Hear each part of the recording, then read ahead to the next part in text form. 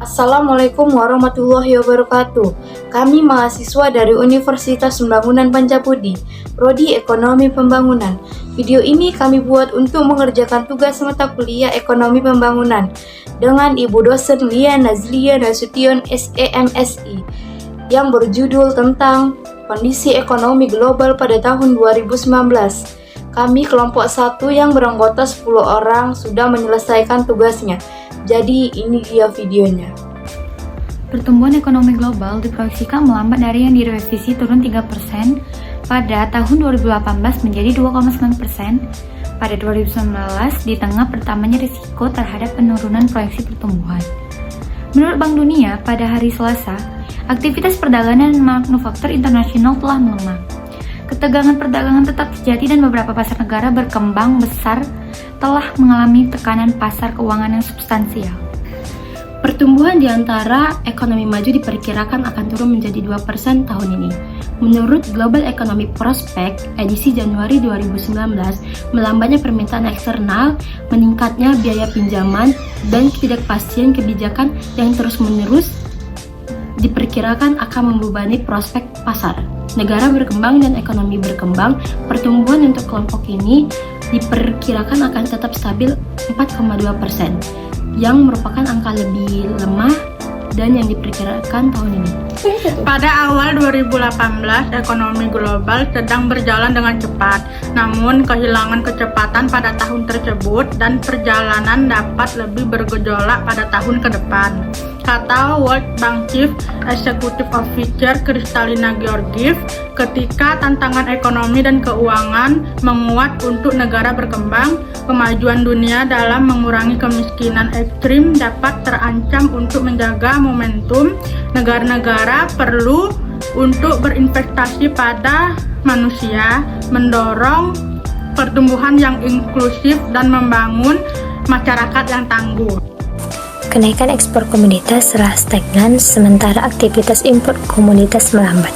Pertumbuhan per kapita tidak akan cukup untuk mempersempit kesenjangan pendapatan dengan ekonomi maju di sekitar 35% pasar dan ekonomi negara berkembang pada 2019 dengan pangsa meningkat menjadi 60% di negara-negara yang dipengaruhi oleh kerapuhan, konflik, dan kekerasan.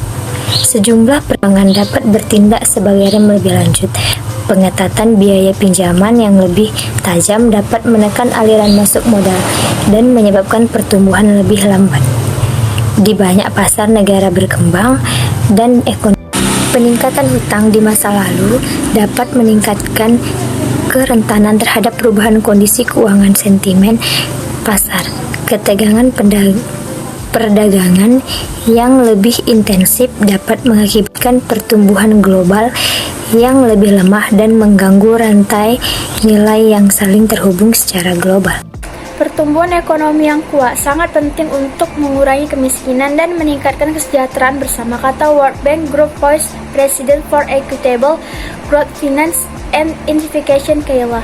Ketika prospek ekonomi global menurun, memperkuat perencanaan untuk keadaan darurat, memfasilitasi perdagangan, dan meningkatkan akses keuangan akan sangat penting untuk menavigasikan ketidakpastian saat ini untuk memperkuat pertumbuhan. Hutang di negara-negara berpenghasilan rendah meningkat sementara. Pinjaman telah memungkinkan banyak negara untuk mengatasi kebutuhan pembangunan yang tertinggal. Rasio media hutang terhadap PDB negara-negara berpenghasilan rendah telah naik. Dan komposisi utang telah berbasis pasar yang lebih mahal.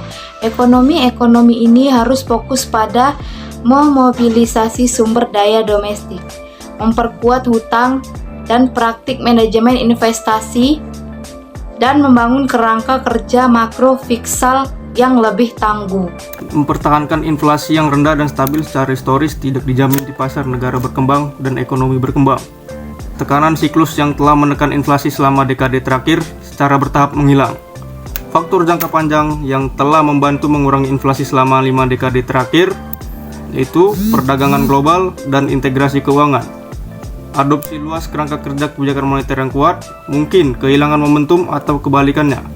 Mempertahankan inflasi global yang rendah dapat menjadi tantangan sebanyak mencapainya. Kebijakan yang bertujuan untuk menurunkan perubahan harga pangan global dapat memiliki konsekuensi yang tidaklah diinginkan jika diterapkan oleh banyak pemerintah dengan cara yang tidak terkoordinasi. Intervensi pemerintah dapat memberikan bantuan dalam jangka pendek, tetapi tindakan secara meluas dapat melonjakkan harga pangan dengan dampak terberat terhadap orang miskin. Merancang kebijakan pajak dan sosial untuk menyamakan kedudukan bagi sektor formal dan informal, serta memperkuat mobilitas pendapatan domestik dan pengelolaan utang, akan menjadi prioritas penting bagi pembuat kebijakan untuk mengatasi tantangan yang berkaitan dengan informalitas di negara berkembang. Kata World Bank's Prospect Group Direktur Ayhan Kos, ketika prospek ekonomi meredup, upaya seperti itu menjadi lebih penting. Asia Timur dan Pasifik. Asia Timur dan Pasifik tetap menjadi salah satu kawasan berkembang dengan pertumbuhan tercepat di dunia. Pertumbuhan regional diperkirakan akan moderat ke 6% pada tahun 2019. Dengan asumsi harga komoditas stabil secara umum, moderasi dalam permintaan dan perdagangan global, dan pengetatan bertahap kondisi keuangan global. Pertumbuhan di Tiongkok diperkirakan akan melambat menjadi 6,2% tahun ini, karena penyeimbangan kembali domestik dan eksternal terus berlanjut. Negara-negara lain di kawasan diproyeksikan tumbuh 5,2% pada 2019 karena permintaan domestik yang tangguh mengimbangi dampak negatif dari melambatnya ekspor. Pertumbuhan di Indonesia diperkirakan akan tetap stabil di 5,2%. Ekspansi ekonomi Thailand diperkirakan melambat pada 2019 menjadi 3,8%. Eropa dan Asia Tengah. Efek berlarut-larut dan dari tekanan finansial di Turki diperkirakan akan membebani pertumbuhan regional tahun ini, melambat menjadi 2,3% pada tahun 2019. Turki diperkirakan akan mengalami aktivitas yang lemah dan melambat ke 1,6% karena inflasi yang tinggi, suku bunga tinggi, dan kepercayaan rendah. Pengurangan konsumsi dan investasi. Pertumbuhan di bagian barat wilayah itu tidak termasuk Turki diproyeksikan melambat. Polandia diperkirakan melambat menjadi 3,9% karena pertumbuhan wilayah Euro melambat. Pertumbuhan di bagian timur wilayah ini juga diperkirakan akan melambat karena ekonomi besar termasuk Rusia, Kazakhstan, dan Ukraina melambat. Amerika Latin dan Karibia. Pertumbuhan regional diproyeksikan naik ke 1,7% tahun ini, didukung terutama oleh peningkatan konsumsi swasta. Brazil diperkirakan akan tumbuh 2,2% dengan asumsi reformasi fiskal dengan cepat diberlakukan, dan bahwa pemilihan konsumsi dan investasi akan lebih besar daripada pengurangan pengeluaran pemerintah. Di Meksiko, ketidakpastian kebijakan dan prospek investasi yang masih lelah diharapkan untuk menjaga pertumbuhan pada moderat 2%.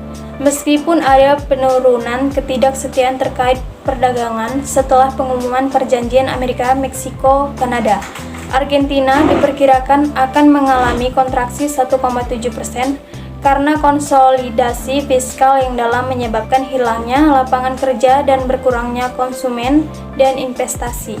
Timur Tengah dan Afrika Utara. Pertumbuhan regional yang diproyeksikan naik menjadi 1,9% pada 2019.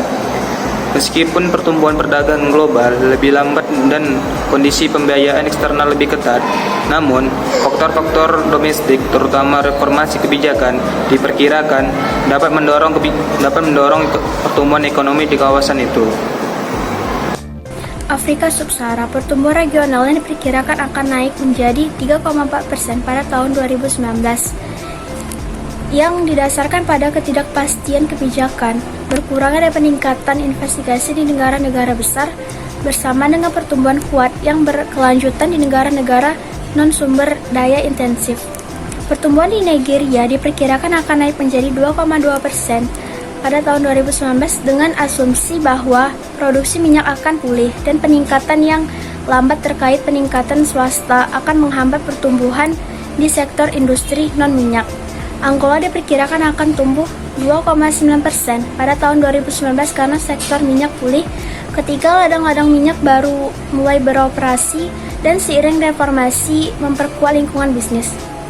Afrika Selatan diproyeksikan untuk mempercepat sedikit kecepatan 1,3% di tengah kendala pada permintaan domestik dan pengeluaran permintaan yang terbatas. Selanjutnya Asia Selatan, pertumbuhan regional diperkirakan akan meningkat menjadi 7,1% pada tahun 2019, didukung oleh penguat investasi dan konsumsi. India diperkirakan akan meningkat menjadi 7,3% di tahun fiskal 2018 sampai 2019 karena konsumsi tetap kuat dan pertumbuhan investasi yang berlanjut. Bangladesh diperkirakan akan melambat menjadi 7% di tahun fiskal 2018 sampai 2019 karena aktivitas didukung oleh konsumsi swasta yang kuat dan belanja infrastruktur. Pertumbuhan Pakistan diproyeksikan melambat menjadi 3,7% pada tahun fiskal 2018 sampai 2019 dengan kondisi keuangan yang semakin ketat untuk membantu melawan kenaikan inflasi yang rentan eksternal. Sri Lanka diperkirakan akan meningkat 4% pada 2019 didukung oleh permintaan domestik yang kuat dan investasi yang didorong oleh proyek-proyek infrastruktur. Momentum pasca gempa Nepal diperkirakan akan moderat dan pertumbuhan akan melambat menjadi 5,9% pada tahun fiskal 2018 sampai 2019. Sekian dari kelompok kami, jika ada salah kata mohon dimaafkan. Terima kasih. Assalamualaikum warahmatullahi wabarakatuh.